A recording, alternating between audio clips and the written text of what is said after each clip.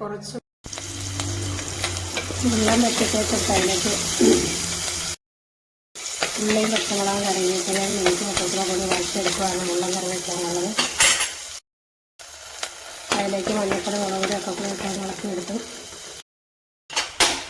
അതിലേക്ക് തേങ്ങ അരച്ചിട്ടൊന്ന് വറുത്തെടുക്കുക. ചാറ് തിളച്ച് വന്നിട്ടുണ്ട്. അതിലേക്ക് മാങ്ങ ഇടാം. മാങ്ങ ഇട്ടാണ് മുള്ളൻ വയ്ക്കുന്നത്. ചാറ് നന്നായി നന്നാക്കി വെച്ച മുള്ളൻ ഇട്ട് കൊടുക്കുകയാണ്.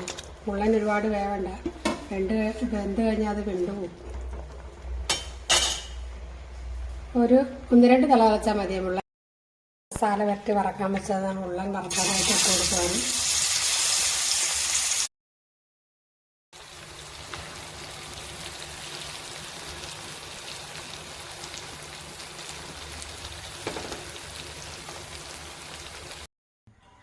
എന്നാൽ ചോറ് വിളമ്പാം.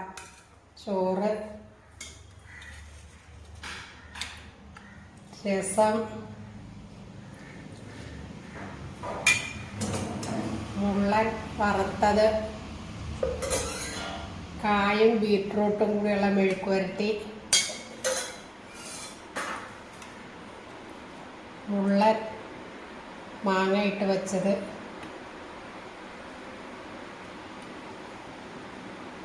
തൈര്,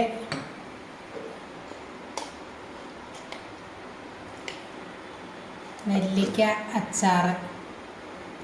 എല്ലാവരും ഇഷ്ടപ്പെട്ടെങ്കിൽ സബ്സ്ക്രൈബ് ചെയ്യണേ, ഷെയർ ചെയ്യണേ, ലൈക്ക് ചെയ്യണേ.